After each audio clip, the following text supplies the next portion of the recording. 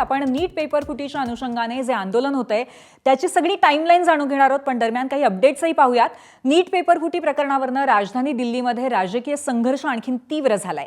केंद्रीय शिक्षण मंत्री धर्मेंद्र प्रधान यांच्या राजीनाम्याच्या मागणीवरती काँग्रेस ठाम आहे। मागणी मान्य होईपर्यंत आंदोलन सुरूच ठेवण्याचा पक्षाने निर्धार केला आणि गेल्या 2.5 तासांपासून काँग्रेसचं पंतप्रधान मोदींच्या घराबाहेर आंदोलन सुरू आहे। दरम्यान केंद्रीय मंत्री जितेंद्र सिंग यांनी लोकसभेतील विरोधी पक्षनेते राहुल गांधी यांची भेट घेतल्याची माहिती आहे। या भेटीनंतर सरकार आणि विरोधकांमध्ये तोडगा काढण्याबद्दल हालचालींना वेग आल्याची चर्चाही सध्या राजकीय वर्तुळात आहे।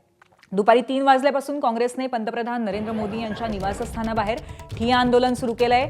नीट पेपर फुटीचं प्रकरण, आंदोलनकर्त्यांवरील कथित पोलिसांचा लाठीमार आणि गुन्हे दाखल करण्याच्या कारवाईच्या विरोधात काँग्रेसनेही आक्रमक भूमिका घेतली आहे। जोपर्यंत धर्मेंद्र प्रधान यांचा राजीनामा होत नाही तोपर्यंत ठिय्या आंदोलन सुरूच ठेवण्याचा काँग्रेसचा निर्धार आहे। तसंच केंद्रीय गृहमंत्री अमित शाह यांनी आंदोलनकर्त्यांवरील लाठीमाराच्या बाबत संसदेत निवेदन द्यावं आणि या संपूर्ण प्रकरणावरती सविस्तर चर्चा घडवून आणावी अशी विरोधकांची प्रमुख मागणी आहे, अशी माहिती सूत्रांनी दिली आहे।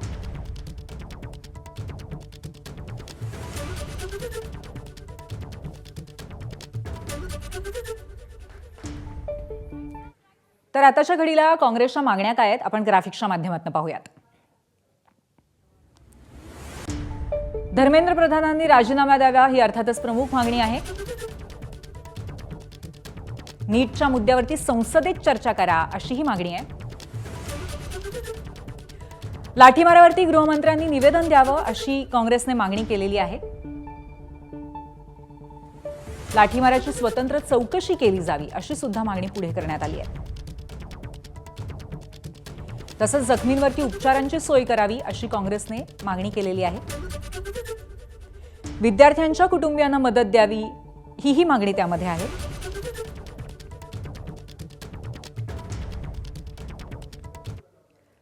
तर पंतप्रधान मोदींच्या घराबाहेर गेल्या 2.5 तासांपासून विरोधकांचं आंदोलन सुरू आहे।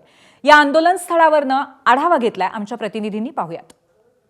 दिल्लीतील पंतप्रधान नरेंद्र मोदींच्या निवासस्थानी काँग्रेसचे खासदार आंदोलन करतायत। आपण पाहू शकतो राहुल गांधींच्या नेतृत्वामध्ये हे आंदोलन सुरू आहे आणि आता हे सगळेच जण पंतप्रधान नरेंद्र मोदींना भेटण्यासाठी ठाम आहेत। नरेंद्र मोदींनी भेटलं पाहिजे अशी विनंती हे सगळे करतायत। आता आपण पाहू शकतो की पंतप्रधान नरेंद्र मोदींच्या घराबाहेर पोलिसांमध्ये आणि काँग्रेस कार्यकर्त्यांमध्ये आता झटापट सुरू आहे। काँग्रेस कार्यकर्त्यांमध्ये आणि पोलिसांमध्ये धक्काबुक्की सुरू आहे आणि आपण पाहू शकतो की अनेक काँग्रेसचे कार्यकर्ते त्याशिवाय काँग्रेसचे खासदार स्वतः राहुल गांधी हे देखील इथे पंतप्रधान नरेंद्र मोदींच्या निवासस्थानी आहेत।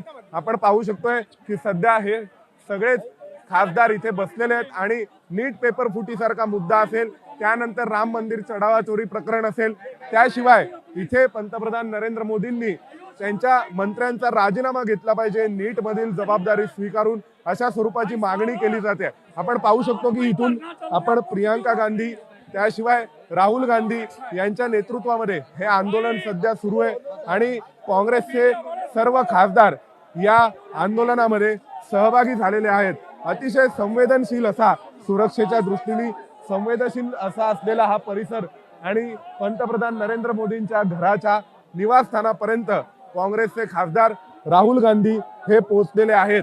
व्हिडिओ जर्नलिस्ट नितीनसह सोमेश कोलगे, एबीपी माझा, नवी दिल्ली। तर आत्ताचा आपण आढावा बघितलाय। एकीकडे हे आंदोलन सुरू आहे तर दुसरीकडे राहुल गांधींनी नवं ट्विट करत लोकांना आंदोलनामध्ये सामील होण्याचं आवाहनही केलंय। विद्यार्थ्यांवरचा हल्ला भारतीय कुटुंबावरचा हल्ला आहे असं राहुल गांधींनी म्हटलंय। पंतप्रधान मोदींना वाटतंय कुणालाही उत्तरं न देता ते वाचू शकतात, यावेळी पंतप्रधान मोदींना उत्तर द्यावंच लागेल असं राहुल गांधी म्हणतात। प्रत्येक भारतीयाला आवाहन करतो त्यांनी काँग्रेसच्या मोर्चात सामील व्हावं असंही त्यांनी ट्विट केलेलं आहे। पंतप्रधान मोदींच्या निवासस्थानाबाहेरच्या आंदोलनामध्ये सहभागी व्हा असं आवाहन राहुल गांधींनी या ट्विटमध्ये केलंय। शिवाय भारतीय विद्यार्थ्यांच्या आवाजाकडे दुर्लक्ष केलं जाऊ शकत नाही असंही त्यांनी म्हटलंय।